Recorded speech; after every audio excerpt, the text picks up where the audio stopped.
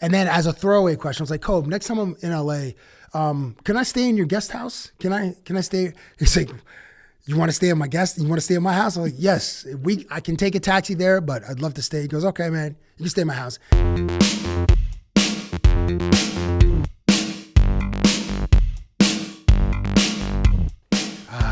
Yeah, yes.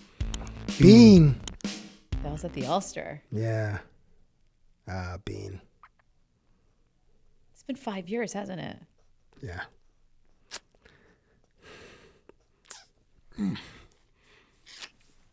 What did this mean to you? Everything, man.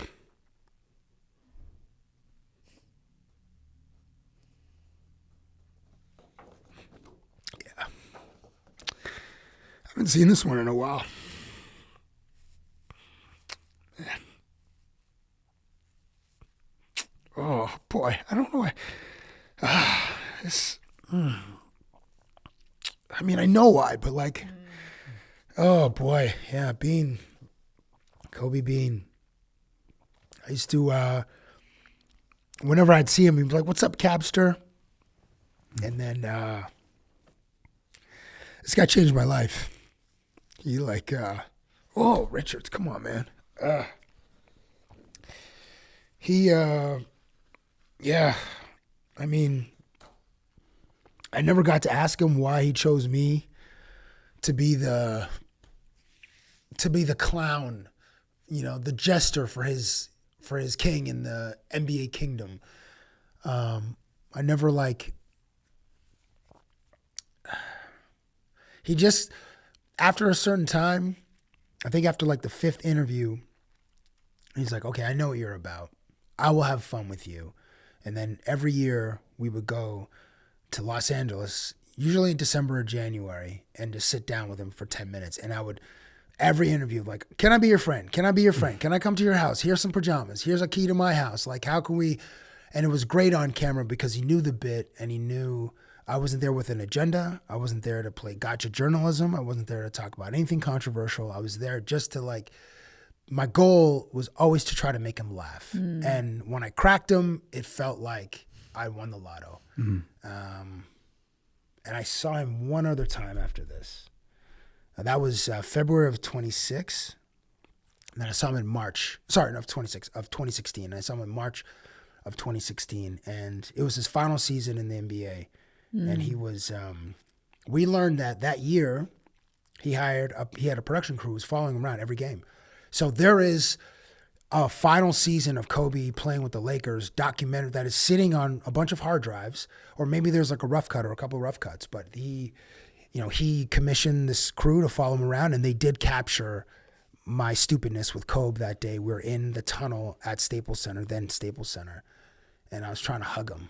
And I think he let me hug him at the end. He did. But like in the card, I was like, so just showing him some love. And like, here's 30,000 points you scored. Here are 30,000 hugs. I'm like, one. I was gonna try to go as long as he's like, no, man.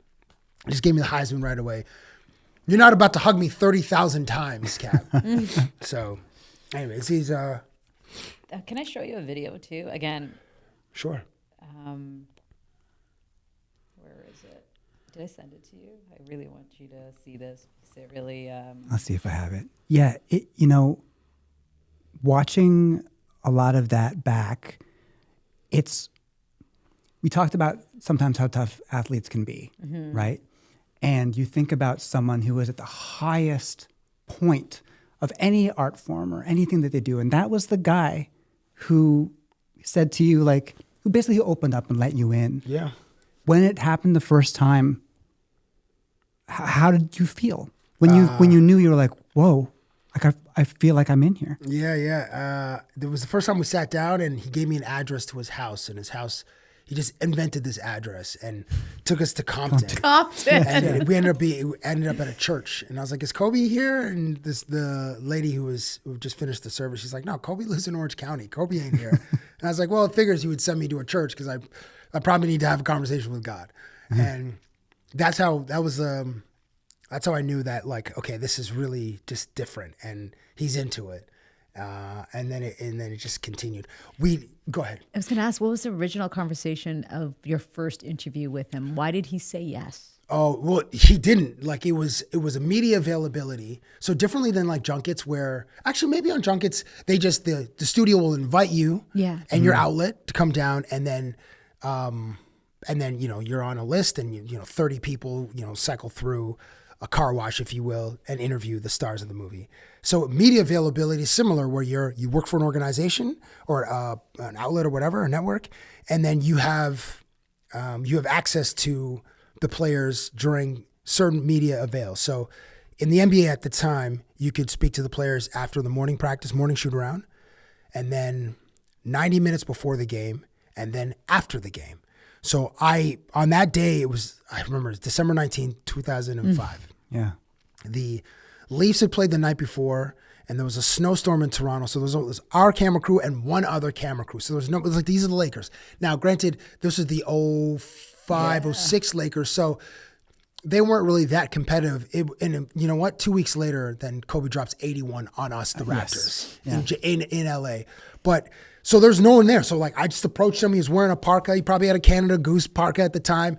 And I asked him about bandwagon fans in LA. Like, what do you think about bandwagon culture? He's like, that's cool. We have a great legacy of fans for this fan base. I'm like, well, can you draw? I brought a pad. And can you draw the bandwagon for us? He's like, no, man, I suck at drawing. I'm like, are you sure? Let's just try. He goes, no, man, I'm not drawing. I was like, shoot. And then as a throwaway question, I was like, Kobe, next time I'm in LA, can I stay in your guest house? Can I stay? He's like, you want to stay at my guest? You want to stay at my house? I'm like, yes, I can take a taxi there, but I'd love to stay. He goes, okay, man, you can stay at my house. And then before the game, so I was at the court before, now I'm in the dressing room, and I'm asking him about the posters that he had on his wall as a kid, and then I asked him for his address. He's like, you want my address?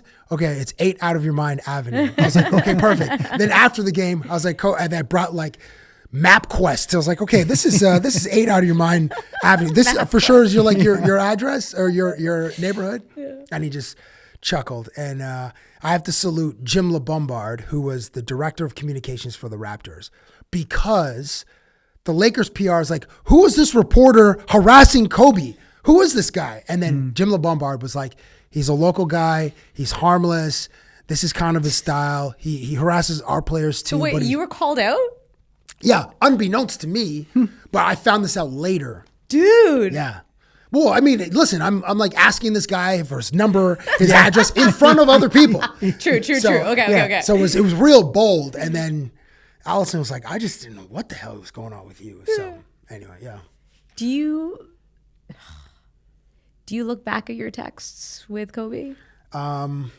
There's no. A friend of mine, Eddie Richardson, who runs a basketball program in Calgary, he would oftentimes compete in tournaments in the United States. So he went to a tournament,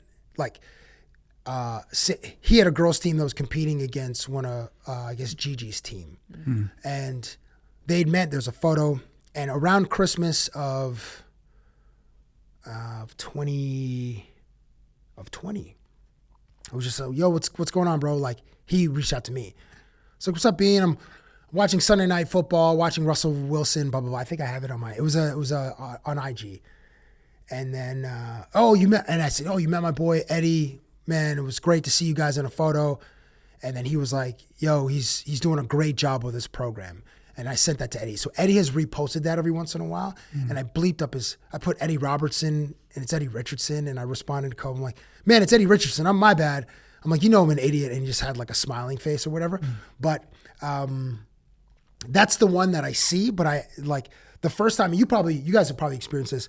When a famous person follows you on Twitter or IG, it's just like, well, for me, when I saw that on Twitter at first, Kobe Bryant follows you, I was like hungover, laying in bed. I was just like looking at the phone. I was like, this is incredible. It felt like Jennifer Lopez said, hi, Cab. Yeah. That's what it felt like. And I was like, or Halle Berry like came up behind me and gave me like one of these hugs where you're kind of rocking my body. That's how it felt.